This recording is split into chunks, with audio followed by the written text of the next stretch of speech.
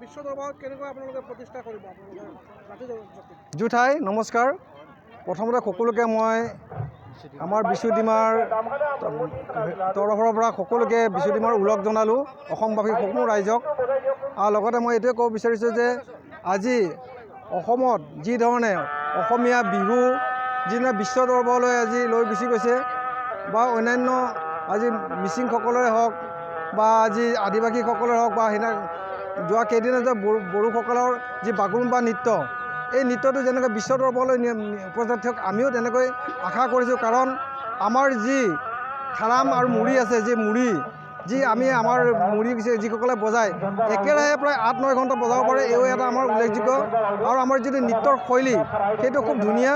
সেয়ে আমি আমাৰ চৰকাৰকো অনুৰোধ কৰিছোঁ যাতে আমাৰ চৰকাৰে এই ক্ষেত্ৰত পদক্ষেপ লৈ পেলাই আমাৰ এই পাইডিমাৰ নৃত্যটো যাতে বিশ্ব দৰবাৰত আগুৱাই লৈ যাব পাৰে।